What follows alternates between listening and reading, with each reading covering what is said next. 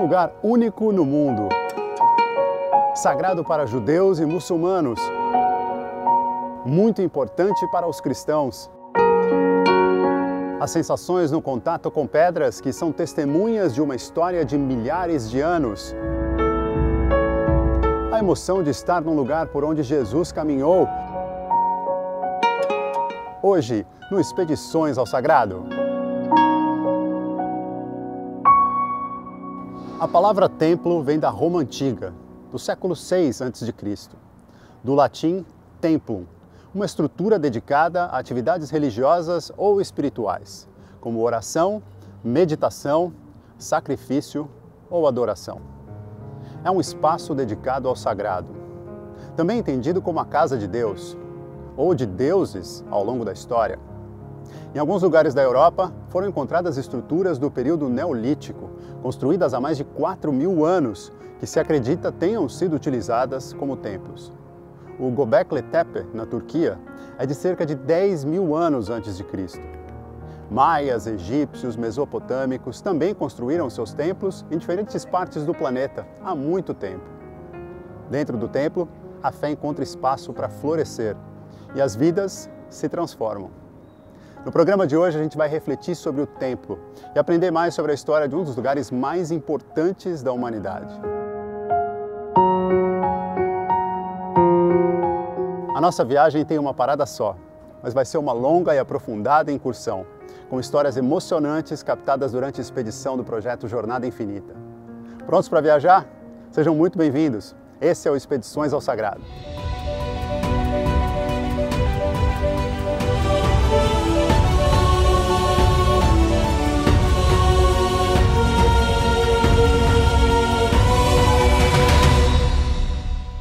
Olá, eu sou o Sérgio Patrick e esse é o Expedições ao Sagrado, programa que é uma parceria entre a TV Aparecida e o projeto Jornada Infinita.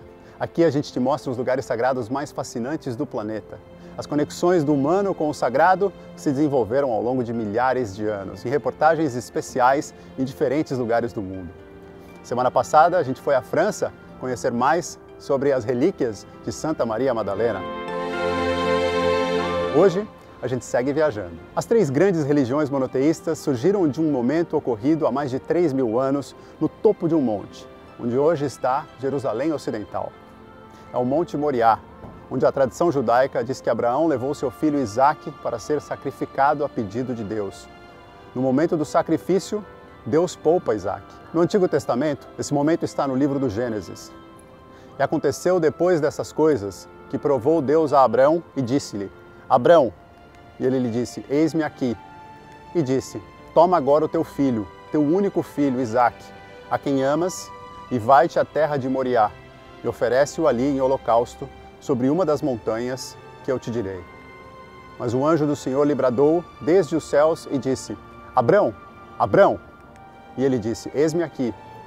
Então disse, não estendas a tua mão sobre o moço, e não lhe faças nada, porquanto agora sei que temes a Deus, e não me negaste o teu filho, o teu único filho. Desse momento, nasceram o judaísmo, o cristianismo e o islã. E nesse local, as três religiões já tiveram muitos momentos importantes. Para os cristãos, Jesus esteve ali, em um momento fundamental para explicar a mudança que ele sugeria na forma de usar a casa de Deus. Para os muçulmanos, foi do alto daquele morro que Alá partiu numa viagem noturna, num cavalo alado, para se encontrar com Deus. O Templo de Jerusalém é um dos lugares mais sagrados da história da humanidade. Quem construiu, por que destruíram o primeiro templo? Como eram os rituais na antiguidade? Como foi depois que os judeus voltaram do exílio e construíram o segundo templo? A gente vai agora a Jerusalém para a primeira parte desse especial com o Rodrigo Alvarez.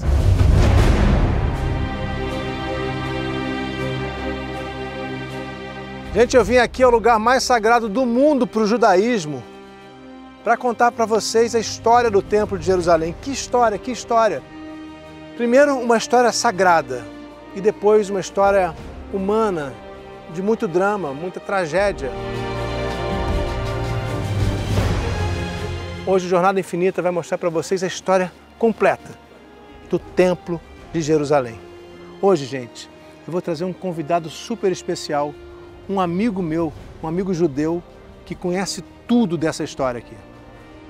Revendo que alegria. Revendo meu amigo para me ajudar a contar a história do templo hoje, Leonardo Leizerovich, guia de Israel, guia oficial aqui em Israel desde 2010. O grande, você para. E quando você para, automaticamente sua cabeça levanta. Léo vai nos ajudar hoje a entender a história do templo. Aqui foram encontradas muitas mikvaot, porque antes de entrar no templo, você tem que tirar a impureza. O Léo que quis trazer a gente a esse ponto para começar a contar a história. Por que aqui, Léo? Primeiro, bem, a gente está em cima do que era Jerusalém antes da construção do templo. Rei Davi, quando ele vira rei, ele sai de Hebrão, e vem para cá. E aqui ele conquista Jerusalém dos jebuseus com o objetivo de unificar todas as 12 tribos e colocar Jerusalém como a eterna capital. Explica uma coisa para todo mundo entender. Porque quando Abraão chegou aqui, eram os cananeus. Exato. Muito tempo depois veio o rei Davi, aí eram os jebuseus. O que mudou nesse período? Primeiro, terra de Canaã era uma terra pagã, povos pagãos. Na terra de Canaã tinham vários povos, os filisteus, os jebuseus. Todos eles estão dentro do que a gente chama historicamente de cananeus, então. Exato. Todos eles estão dentro do povo canaaneu, que era gigante, tá? E aqui os jebuseus tinham o templo deles. Tinha um templo ali em cima, que era um templo pagão. Vamos ali? Vamos ali.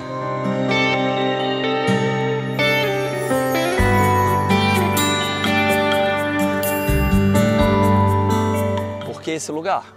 Porque aqui foi o suposto sacrifício de Isaac, onde está escrito, Deus fala para Abraão, leva o seu filho Isaac até o Monte Moriá. Esse é o Monte Moriá. Naquela época os profetas falavam com as pessoas. Quem eram os profetas? Os profetas eram a ligação de Deus com rei Davi. Quem era o profeta naquela época? Samuel. Ele fala para construir o templo ali. Agora, Davi não vai construir o templo, porque Davi era guerreiro. Davi tinha as mãos sujas de sangue. E a gente daqui a pouco vai se aproximar e vai entender uma coisa muito forte, que é a pureza e impureza. Com mãos sujas de sangue, tocando harpa? Sim. Ele era um poeta? Ele era, tanto que ele escreve salmos. Mas ele escreve ou a tradição diz que ele escreveu? Eu não compro nada sem checar, Léo. Se acredita que ele escreveu uma parte, não tudo. Se acredita que ele escreveu uma parte. Agora, é uma questão também de se acredita. Ele era uma pessoa muito sábia. A fé transcende a história. Com certeza. Mas elas também se complementam. Exato. Né? Então, o que a gente está fazendo aqui é isso, tentando, através da história, compreender melhor a fé. Vou te dar um exemplo disso que a história complementa. Aqui embaixo foi encontrado uma das privadas mais antigas da humanidade. Privadas. Que ninguém tinha privado naquela época. Exato. Né? Era um sinal de riqueza. Muita riqueza. Se você tem uma privada na sua casa é porque você era muito rico. Isso comprova mais, tudo é indicações. Indica mais que ali era o palácio do rei Davi. Perto de onde seria o templo. Exato. No reino de Salomão. Isso é importante. Aqui era Jerusalém. Davi constrói Jerusalém aqui e vai subindo. Você acha que tinha um efeito, uma escolha de subir até onde está o lugar sagrado? Com certeza. Era proposital isso? Sim. Primeiro que Jerusalém, não importa onde você está, quando você vai para Jerusalém, você sempre sobe. Sempre. Por exemplo, você está no Monte das Oliveiras. Se você está no Monte das Oliveiras e você quer ir para o templo, você é obrigado a descer, passar pelo Vale Quidrão, pelo rio e subir. Então você tem que subir sempre. É por isso que quando o judeu volta a Israel, se diz, ele faz a aliá, exatamente. A subida? Exatamente. Quando um judeu imigra para Israel, você fala aliá, que é subir. Agora, da onde isso? Quando alguém vai para Jerusalém, na época bíblica, você não fala eu vou a Jerusalém, eu subo a Jerusalém. Hoje eu falei com um amigo antes de vir para cá, para onde você está indo? Eu falei, eu estou subindo para Jerusalém. Até hoje, Aniolê le Yerushalayim. Tem a subida geográfica e a subida espiritual também. Por quê? Porque ali é o lugar onde tudo começou. Para você, Deus ainda mora ali em cima? Ou para os judeus, eu não sei dizer. Em geral? Sim, com certeza. Ali é a casa de Deus. Ainda hoje? Para os judeus, com certeza. Tanto que você pergunta por que o Messias, o Mashiach, não chegou? Um religioso vai virar para você e vai falar, olha ali, cadê o templo? O templo não está de pé. Então, para um judeu ortodoxo, ultra-ortodoxo, só com o templo lá em cima o Messias pode voltar. Exato. Pode vir. O templo tem que estar. Agora, tem toda uma questão de que um religioso vai virar para você e vai falar, olha o que está acontecendo no mundo. Como pode ser que o Messias chegou se o mundo está da forma que está? Porque isso é uma coisa no judaísmo que a mudança ela tem que ser global. Ela tem que ser geral. O judaísmo é uma religião, isso é importante entender, de grupo. Grupo. O tempo todo. Tanto que para você abrir a Torá, você precisa de no mínimo 10 pessoas. Quando você fala geral, é todos os judeus ou todas as nações? Todo mundo. Existe um termo no judaísmo que fala Or Lagoim, que é luz para todos os povos. Goim são os goi, né? Somos Goim nós, são não povos. judeus, né? É, mas a palavra goi é povo. Porque eu não gosto quando me chamam de goi, não, viu? É pejorativo. Eu acho pejorativo. Eu também, eu não gosto de usar isso. Mas no judaísmo, na parte bíblica, é povos. Não tem nada pejorativo. São povos, outros povos. Por isso. Agora, Você estava contando. Então, naquela época, os jebuseus tinham lá em cima... os jebuseus comandavam aqui. O que Davi faz? Davi aproveita que aqui é um rio, precisa de água. Daqui eles pegavam água e tinham vários canos, várias entradas de água. E Davi entra, e isso está escrito no livro de Samuel, que ele fala, a única forma de conquistar a cidade de Jerusalém é através do aqueduto de água. Entrando pelo aqueduto? Entrando pelo aqueduto. E ele entra por um dos aquedutos e conquista a cidade. Os jebuseus vão embora. E ele conquista a cidade de Jerusalém. E aqui começa tudo.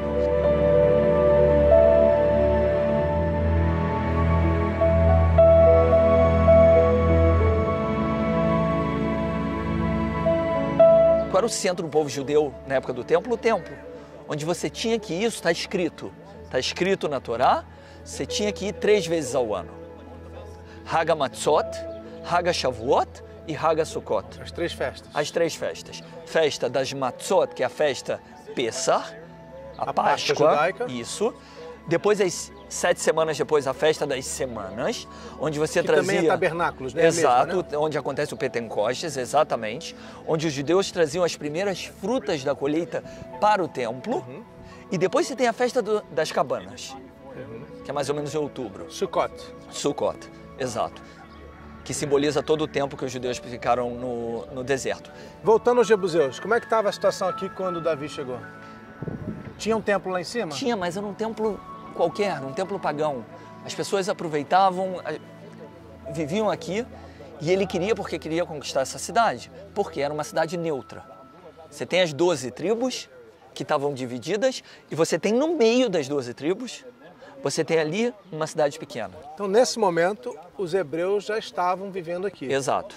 Se você pega a Bíblia, você tem o Antigo Testamento, você tem os 5 livros do Pentateuco. O que acontece depois, o último livro de Deuteronômios, é Moisés repassando todas as leis para o povo. Preparando o povo para quê? Para o povo entrar na Terra Prometida. Por isso que as leis se repetem na Bíblia. O tempo né? todo. Porque ele repassa isso. Deuteronômios é uma repetição de leis, onde Moisés, o interesse é preparar o povo para entrar na Terra Prometida, onde ele não vai entrar. E ele sabe disso. Então ele não vai e entra com Josué.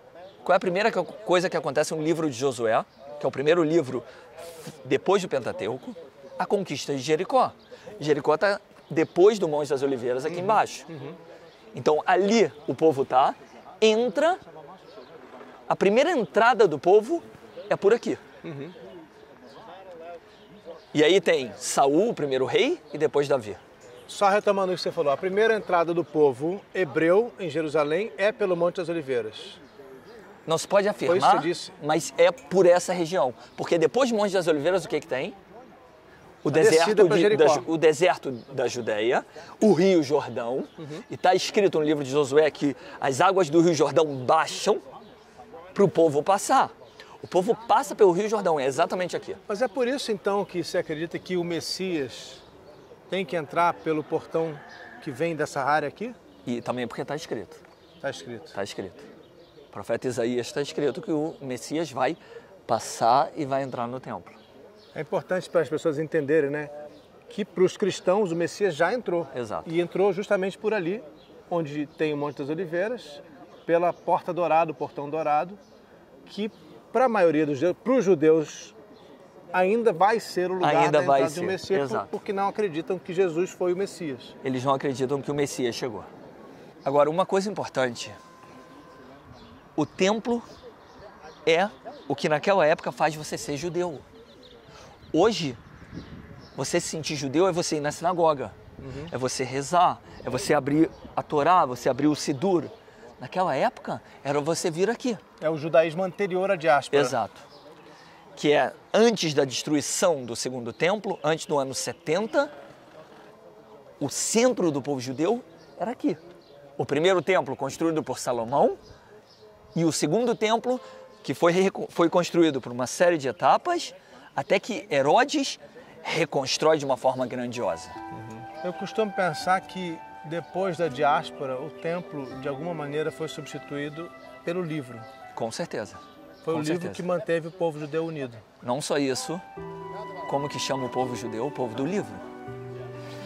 Você vai para um rabino e pergunta, fala para ele que você está com um problema, você conta a sua história, a primeira coisa que ele vai fazer, ele vai pegar algum livro, vai pegar o livro, vai ler alguma coisa para te dar uma referência. Existe uma coisa no judaísmo que é chamado Aron Asfarim. Isso é muito importante, que é o armário de livros sagrados. Existe uma série de livros no judaísmo que entraram nesse Aron Asfarim. A Mishnah, que foram as primeiras interpretações no ano 200 do Antigo Testamento. Por que isso? Isso é importante entender. Não tem o templo. Se não tem o templo, você vai pegar o Antigo Testamento, quem vai definir? Antes era aqui, tinha o sumo sacerdote, tinha os sacerdotes, os Kohanim, tudo era aqui. Não tem mais, e aí? Cada um vai interpretar de uma forma, vai virar uma bagunça. Você tem que criar alguma coisa que vai unir o povo. O que unia não tem mais.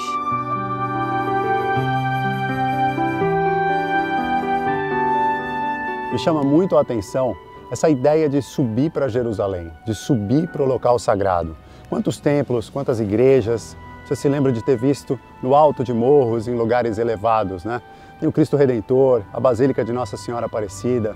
Além disso, o Leonardo falou sobre essa ideia do judaísmo de que o mundo tem que estar bom para todo mundo. O que está ligado ao que Jesus dizia, né? Para completar, é muito interessante aprender sobre essa transformação do que era ser judeu na época do templo e o que virou depois. Primeiro, a peregrinação era necessária 3 vezes ao ano para o templo nas datas das festas, e isso dava todo o sentido a ser judeu. Depois, o livro, a palavra e a reunião de pessoas passaram a ser o ponto de união do povo judaico. É carregar o sagrado dentro da gente. Daqui a pouco a gente volta a Jerusalém para conhecer mais da história incrível do templo. O Expedições ao Sagrado volta em instantes. Papo de domingo, sempre às 3 da tarde, para falar sempre de um tema incrível sobre religião aqui no YouTube do Jornada. Como é possível que pedras colocadas umas sobre as outras há mais de 2000 anos ainda estejam em pé? A história fala em destruição do templo, mas há partes preservadas que ainda contam essa história fascinante. Na segunda parte desse especial, Rodrigo Alvarez segue conversando com o guia oficial de Israel, Leonardo Leizerovich. Agora a gente vai conhecer mais detalhes sobre a história da construção do Templo de Jerusalém. Para a gente ir para lá, Davi não construiu, Davi não estava construiu. muito ocupado com guerras. Não, Davi não podia construir, porque ele tinha as mãos sujas de sangue. E o templo é pureza, o sangue, morte e impureza. Você não pode misturar impureza com pureza. Morte é impureza. Então, fora dos muros. Exato. Tanto que quando você faz uma escavação arqueológica e uma das coisas que você descarta se ali era um assentamento judaico é se você encontra túmulos embaixo da casa. Você sabe que ali não eram judeus, porque judeu nunca vai enterrar debaixo da casa. Você tem que ter uma separação. Por isso que o Monte Calvário, onde Jesus foi crucificado, também ficava fora dos muros da cidade. 100%. 100%. Agora, o que Davi faz é extremamente importante. Para tudo na vida, o que você precisa ter? Uma base. Davi cria a base. Vamos para lá. Vamos para lá.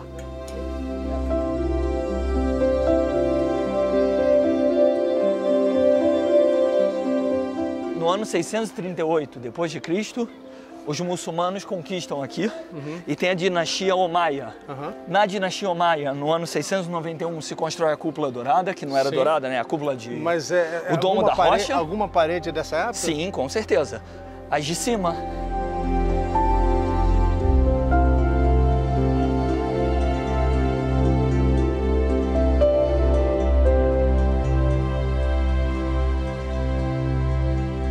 Primeira coisa, esse lugar que você me trouxe aqui é incrível, porque eu já estou me sentindo voltando no tempo.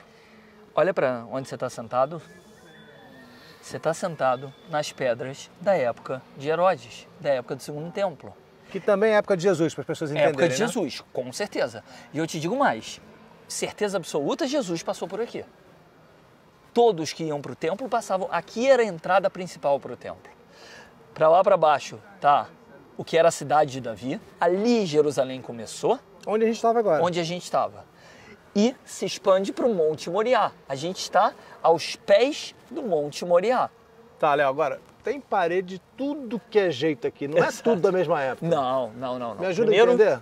Herodes, pedras grandes, Ali. trabalhadas, embaixo até.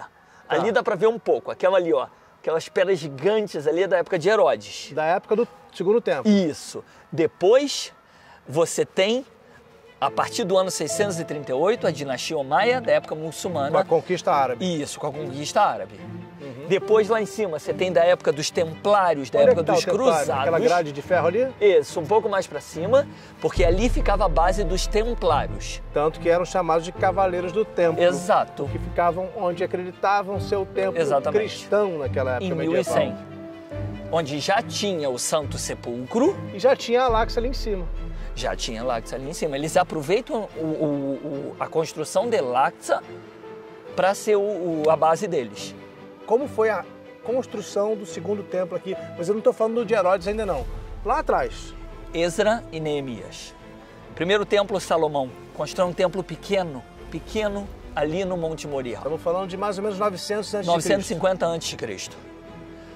Depois, Salomão morre, se continua toda a ideia do templo. No ano 586 antes de Cristo, antes da Era Comum, se destrói Nabucodonosor, Babilônia. Os babilônios destroem o primeiro templo. Ali tem o exílio, onde a gente vai ter mais ou menos 300 mil judeus que vão para a Babilônia.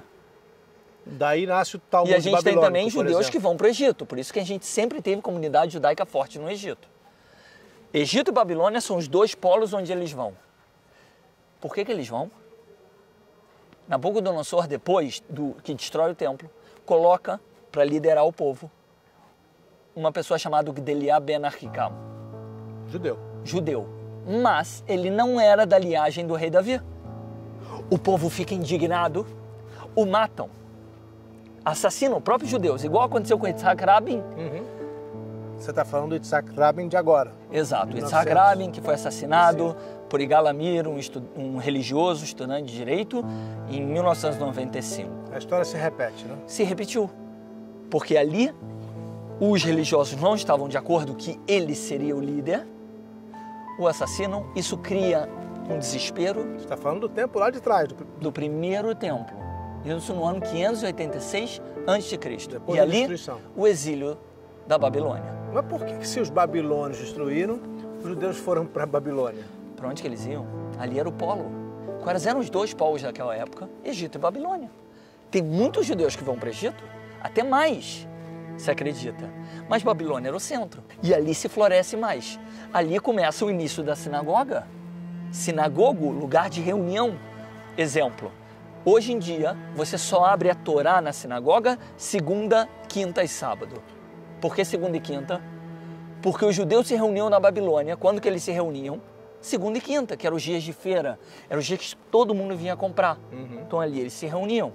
Na Babilônia, eles lamentavam por Jerusalém. Onde era o local de lamento? Aqui é o Muro das Lamentações. E lá? Lá eram as sinagogas. Ali começa a ideia da sinagoga. Casas de reunião. Lugares de reunião. Que a gente também entende como assembleias, né? Exato. Daí a expressão Onde assembleia. eles conversavam, estudavam, reescreviam as escrituras, interpretavam Como é que voltaram para cá? No ano 538, os persas dominam tudo. Cyrus, ele é um cara muito inteligente e ele fala o seguinte: eu quero silêncio no meu reino. Para eu ter silêncio, para eu ter paz, tranquilidade, eu preciso da liberdade religiosa. O único povo que para ter liberdade religiosa precisa de uma condição geográfica é o povo judeu. Da liberdade religiosa ao povo judeu, eles precisam voltar para Jerusalém. Cyrus permite que eles voltam, que é o que a gente chama na história, volta a Sião. Sião, um dos nomes dados a Jerusalém.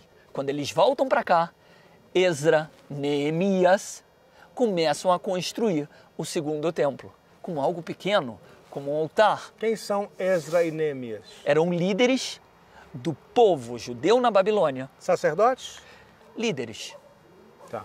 Líderes, e eles eram, tanto que eles, o que eles fazem? Eles reformulam, por exemplo, o Shabat, eles reformulam o judaísmo.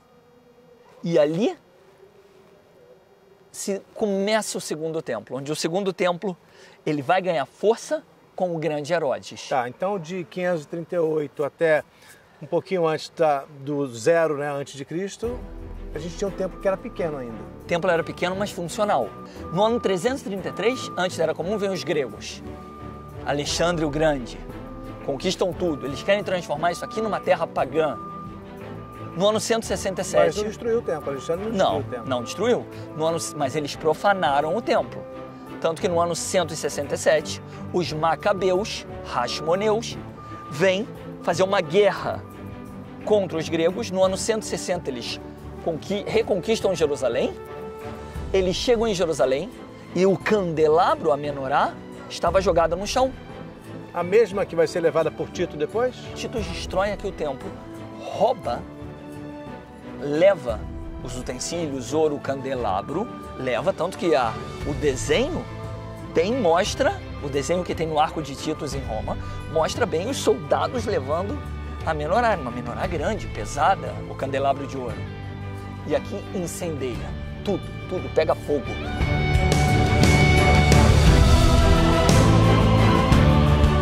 Sabe dizer o que é que pegou fogo? Que tudo era pedra, pra gente tá vendo aqui, muita pedra. Não, mas o templo, você tinha muita madeira, árvore de acácia, você tinha muita... O que se fazia no templo? Sacrificava animais. Para isso você tinha madeira para fazer o fogo. Exato, tudo. Então, e não só isso, os utensílios, roupas dos sacerdotes, do sumo sacerdote, tudo isso. Agora, o mais importante que é queimado é aqui. O centro, o coração dos judeus é queimado. Tanto que hoje em dia, um jejum. Uma coisa interessante, que os dois templos, o primeiro templo, construído por Salomão, o segundo templo, reconstruído e construído de uma forma grandiosa por Herodes, foram destruídos na mesma data, 9 do mês de Av. Isso é um mês, é a data mais dolorida para o povo judeu. Qual é a celebração que existe nessa data? Tem um jejum do 9 de Av, onde você jejua 24 horas. Todos fazem? Porque eu me lembro muito... Os judeus religiosos fazem. Os religiosos, né? Muitos, sim, fazem.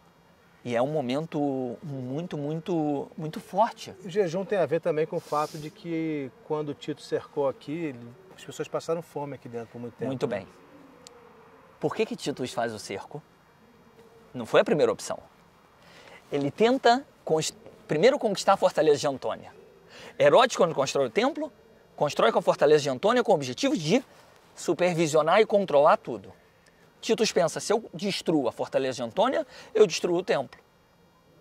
Eles vão, os judeus, com alguns líderes, entre eles Shimon bar Giora. Estamos lembrando aqui que são sicários e zelotas, que são os principais revoltosos. A gente tinha sicários, que eram os grupos radicais. Os fariseus não eram radicais. Sim. Eles eram de interpretar.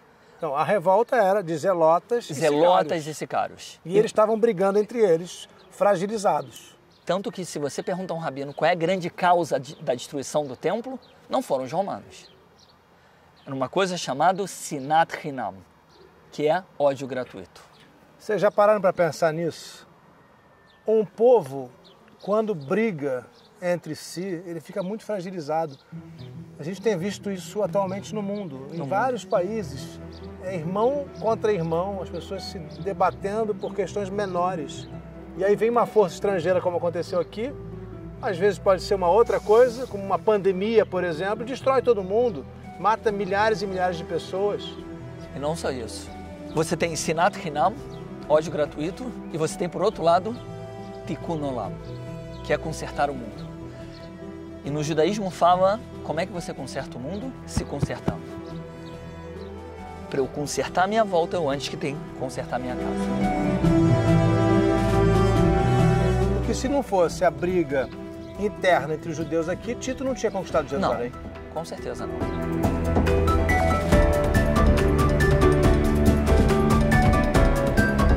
Como é que é para você reviver essa história e saber que esse lugar aqui foi palco de todos esses massacres? Todos os seus antepassados passaram por isso aqui nesse lugar onde está agora. Foi palco de massacre e de vida. Também de vida. Então eu sinto primeiro o privilégio.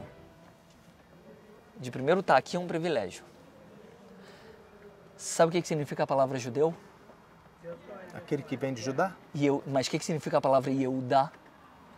É dividido em duas. Leodot leElohim, agradecer a Deus. Yehudi, agradecer a Deus. Então agradecer. Para quem não acredita em Deus, agradecer a vida. Isso aqui é um privilégio. Total. É um privilégio. Enorme. Eu me sinto privilegiado de eu poder estar aqui e poder, primeiro você, e poder explicar. Cara, isso aqui é o palco da humanidade.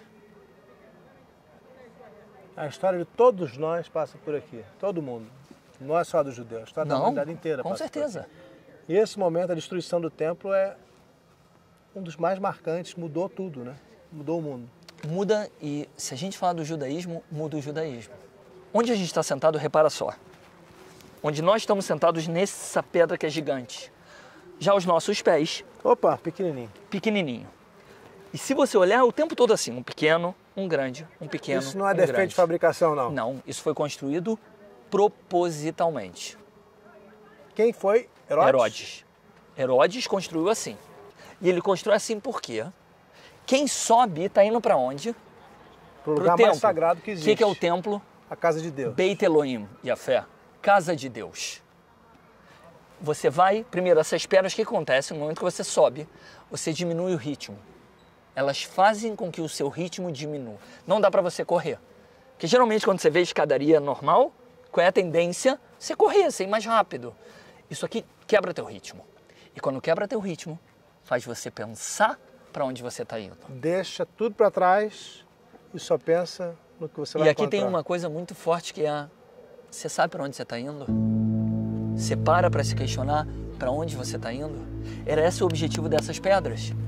Uma reflexão sobre a sua própria vida. Exato. Todo o templo, ele é construído 100% por sacerdotes, por pessoas que entendem, sob a supervisão de Herodes. Flávio Joséfos fala, quem não viu o templo, não viu algo tão grandioso na época. O pequeno você passa. Vamos ver. Ó, foi. Sim, no grande você para. E quando você para, automaticamente sua cabeça levanta. Olha, isso aqui é daquela época. Voltar no tempo aqui na hora, né? Herodes, quando constrói o templo, a casa de Deus, ele constrói com 4 muralhas. Olha lá. Uma pomba derrubou uma coisa ali, que susto. Constrói com 4 muralhas externas. Então, o Muro das Lamentações, que é chamado Kotel HaMaaravi, o muro ocidental, esse aqui é o Muro do Sul. Esse é o Muro do Sul. São iguais. Olha, tem até papéis, é igual. Agora, uma coisa interessante, tudo era pensado. Você tinha 3 portas e você tinha 2. 2, você fala pequenas? Então? Não, 2 portões. Aqui? Isso. Você entra por um lado e sai pelo outro. Por quê? Você entra impuro e sai puro. Não, todo mundo entrava puro porque você tirava a sua impureza. Agora, você não sai da mesma forma que você entra. Você está na casa de Deus. Você vai levar um animalzinho para fazer o sacrifício. Esse sacrifício é o teu contato. Como é que o hebraico é uma língua muito sábia? Como é que fala sacrifício em hebraico? Korban. Tudo no hebraico é raiz da palavra. A palavra korban vem da mesma raiz de karov, que é se aproximar. Quando você faz um sacrifício, você se aproxima do seu objetivo. Aqui você fazia um sacrifício para Deus, você se aproximava dele. Então você entra para um lugar e sai por outro porque você sai diferente. Agora, o mais interessante é as pessoas de luto, as pessoas que tinham perdido pai, mãe, familiares. Qual era o caminho que elas faziam? O contrário. Por quê? Para ser afagadas pelas pessoas que estavam saindo. Então, quando você saía do templo e você via uma pessoa entrando, você sabia que essa pessoa estava de luto. E quando no judaísmo o luto é extremamente importante, onde você tem que receber o carinho das pessoas em volta. Uma religião que tem também na base dela o amor. 100%. Que bonita a mensagem do Leonardo, né? Sobre agradecer a Deus, agradecer a vida. E é um olhar não só para a destruição do que ocorreu ali, mas para toda a vida, para toda a convivência que existiu na história do templo. Depois do intervalo, a gente vai para a última parte dessa viagem no tempo. A gente vai ver o muro que se transformou em um símbolo da fé judaica. Se você quiser conhecer meu curso Jesus, a Luz da História, é só você entrar no rodrigoalvarez.site. A gente vai voltar agora a Jerusalém, para a última parte da conversa do Rodrigo Alvarez com o Leonardo Leizerovich, que é guia oficial em Israel. É hora da gente conhecer o espaço que sobrou para os judeus e entender as transformações que a perda do lugar mais sagrado do mundo promoveu nesse povo.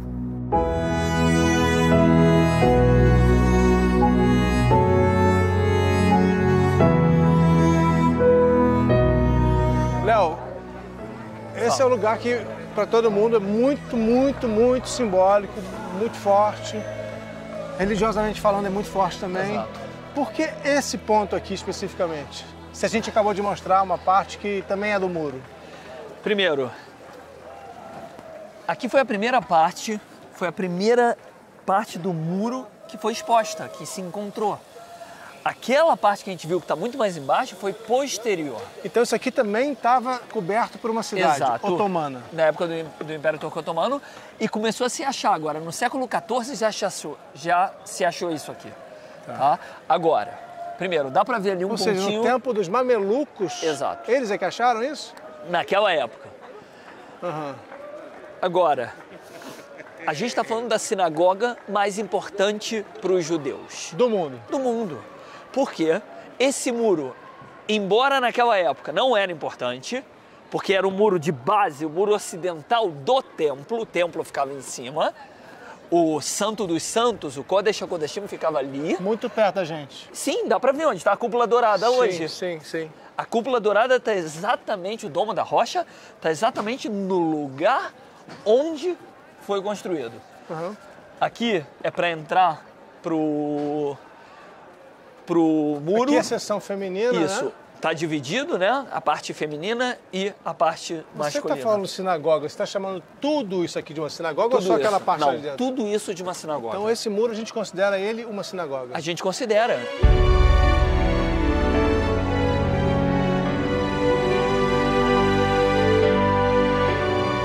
Como a gente entrou pelo lado aqui, a gente acabou não pegando o kippah. Estamos indo rápido aqui pegar, porque não é respeitoso ficar aqui dentro sem kippah.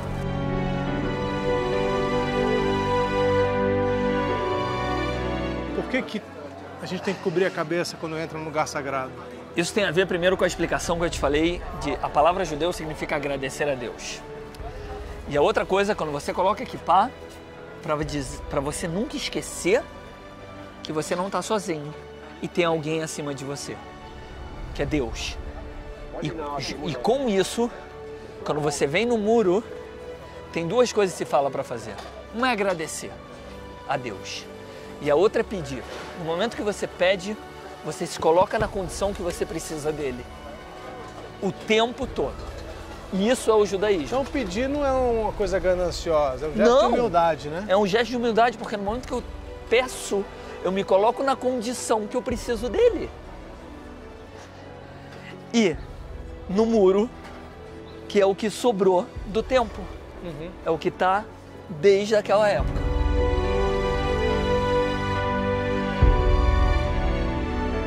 Quando você precisa de algo, você tem que fazer. Você tem que pedir e tem que fazer. O que é fazer para Deus? É você vir aqui. É você cumprir os mandamentos. É você ser uma boa pessoa. E você pedir. O judaísmo tem uma questão muito forte, que eu acho também muito inteligente, que é uma relação com a memória. Você acabou de falar, o kippá a gente coloca aqui para se lembrar de que existe algo acima de nós. Todo ritual tem objetos sagrados, tem pão, tem a menorá. Todo ritual tem uma questão de relembrar o tempo todo. O tempo todo. Hoje é sexta-feira. Como é que você entende isso? Essa evocação da memória? Porque a memória também é parte da nossa alma. Se você olha até de um ponto de vista científico também, a memória e a alma às vezes se confundem. Aquilo que a gente lembra é aquilo que a gente é. Com certeza. Como é que é isso dentro do judaísmo, para você especificamente? O judaísmo fala o tempo todo lembrar para não esquecer, para não voltar a acontecer. O tempo todo fala do que nas rezas? Lembrar da escravidão no Egito. O tempo todo. Lembrar da saída do Egito. Yetziat Mitzrayim. O tempo todo se ouve que é a saída do Egito. Por que o tempo todo a gente lembra o Holocausto?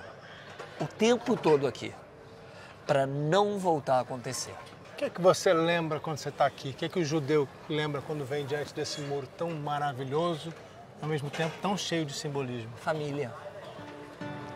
O judaísmo começa com Abraão, quando sai e Deus fala para ele, Lech Lechá, sai da sua terra e vá para você, vai para você. Vá a você. Vá a você. Ou seja, olhe para você mesmo, vai internamente. E com a sua família. O judaísmo começa como família. Depois, com Moisés, cresce como povo, mas começa como família. O judaísmo é família. Nós somos uma grande família. E aqui eu lembro da minha família.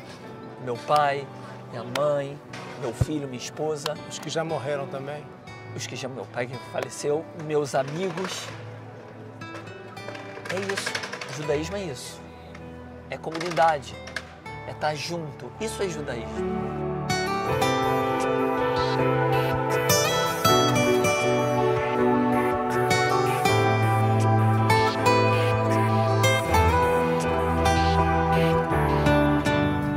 Aqui dentro é também uma parte do muro. A gente vê aqui essa parte do muro aqui, né? Não só isso, vem aqui.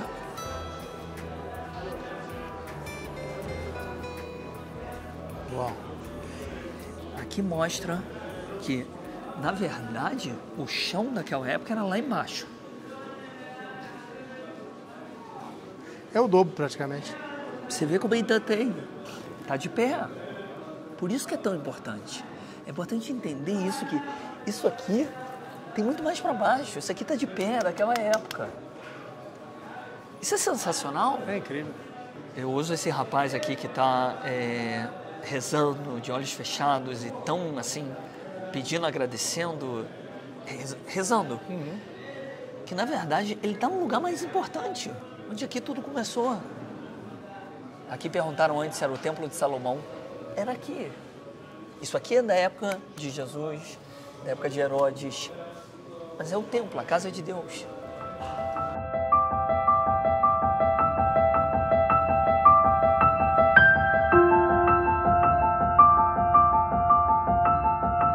Yabei Hol e Yabei Kodesh. Os dias comuns, dias sagrados. Isso. Viu? Já sabe hebraico. Alguma coisinha. Dia comum, Yabei Hol, dia sagrado, Yabei Kodesh. Quando que se separa? Sexta-feira. Hoje. Quando começa o Shabat. Por que a gente sabe disso? Porque aqui está escrito Lebeit Tkiah Le'a, a casa de tocar o shofar, ou Leavdil, que é separar dias comuns do Shabat, ou Leachriz, o Shabat, para decretar que começa o Shabat. De qualquer maneira, era para marcar o começo Era para marcar do o começo do Shabat, e isso estava lá em cima. Essa rua era onde os judeus compravam animais para sacrificar no templo. Então eu estou vendo E aqui... tinham comida também. Aqui, ó, isso eram lojas. Isso é original.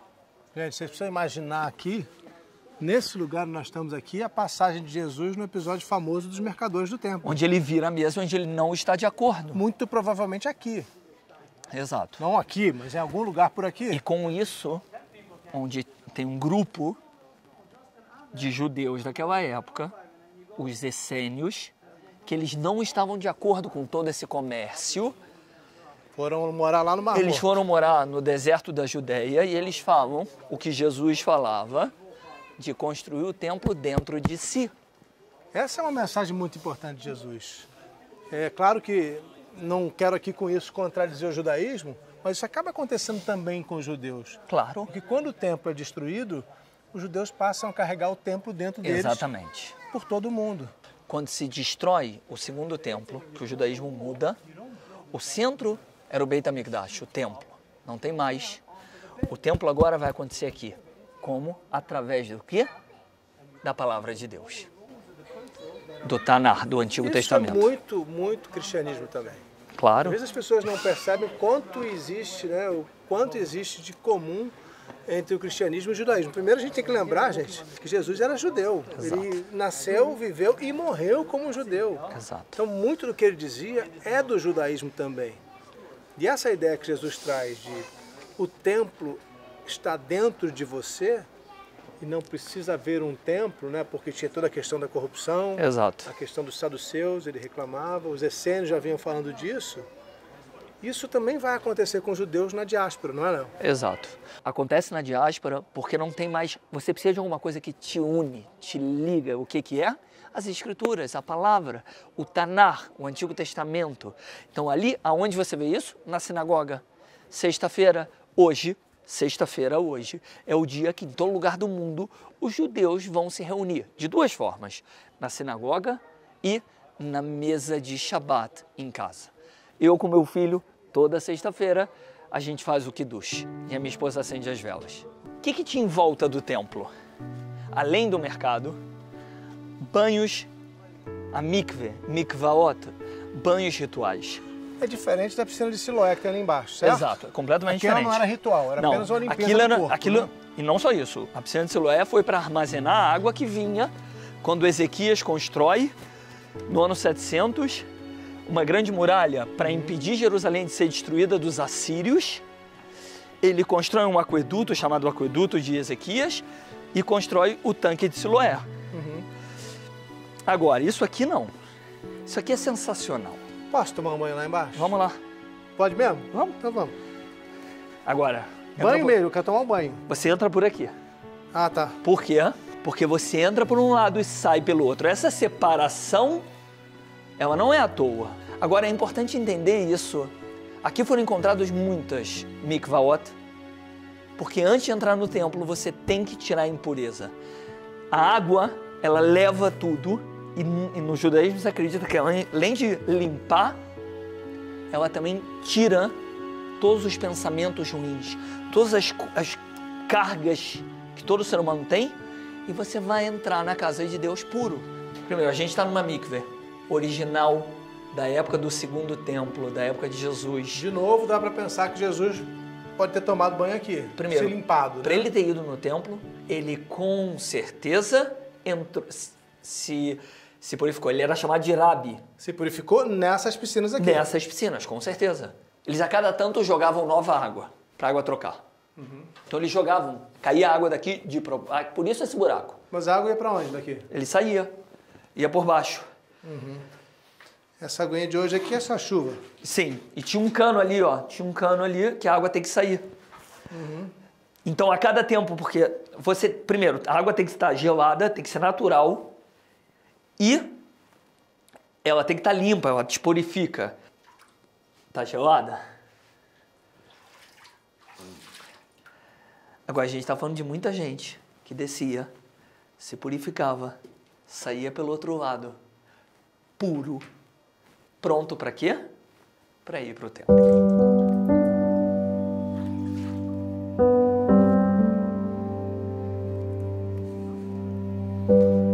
Existe uma grande possibilidade de que o episódio de Jesus com mercadores do templo tenha sido num desses cubículos, porque eles são do templo de Herodes. É incrível, preservados aqui porque estavam fora dos muros da cidade onde ficava o comércio. E cada um aqui, é que nem hoje, a gente vai nos lugares, né, no Brasil, tem aqueles cubículozinhos do comércio, em centros comerciais, como se fosse uma lojinha da época. A gente pode imaginar aqui o cambista trocando dinheiro, numa outra alguém vendendo um pombo. Era assim a entrada do templo, muito viva. As pessoas chegavam das viagens para visitar o templo, passavam aqui muitas vezes para comprar um animal para fazer o sacrifício. E possivelmente foi aqui que Jesus enfrentou os mercadores, num dos episódios mais marcantes daqueles últimos dias da Semana Santa, como a gente conhece hoje. E provavelmente há uma grande linha de estudo, de pensamento, que atribui a esse episódio dos mercadores do templo a confusão criada por Jesus aqui, o fim da paciência dos saduceus e o desejo de matar o mestre de Nazaré.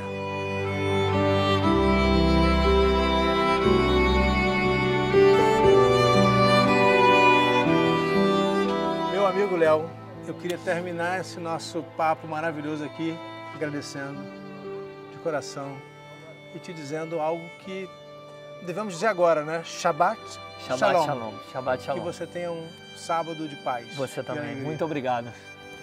Meu irmão. Depois que eu me despedi do Léo, ainda fiquei um pouquinho diante do muro. Eu queria ficar sozinho no muro. Tive uma sensação muito profunda, muito espontânea, que eu nem sei de onde veio. Senti como se eu estivesse meio que voltando no tempo. Veio um monte de coisa na minha cabeça.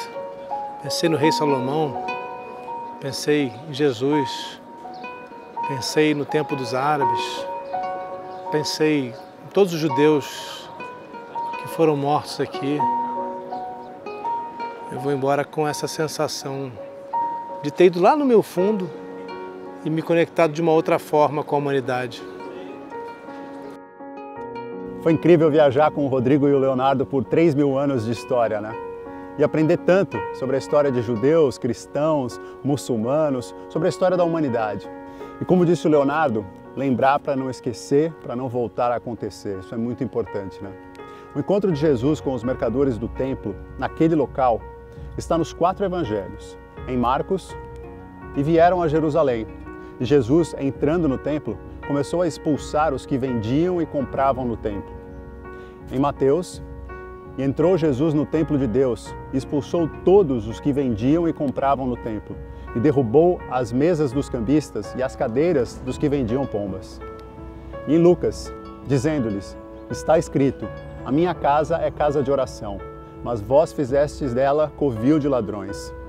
E também em João. E disse aos que vendiam aos pombos, tirai daqui estes, e não façais da casa do meu pai casa de venda.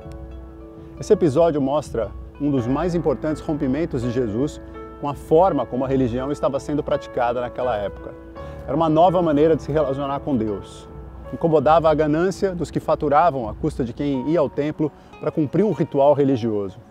E Jesus mostrava ali que a nova aliança com Deus, que ele apresentava, não dependia de um grande templo ou do sacrifício de animais. O templo estava dentro de cada um, e ser fiel a Deus não mais estaria ligado a ir a um local de adoração. A gente vai continuar viajando para aprender com esses lugares incríveis que o Rodrigo visita pelo mundo. Semana que vem tem mais expedições ao sagrado. A gente se vê. Obrigado pela companhia. Fique em paz.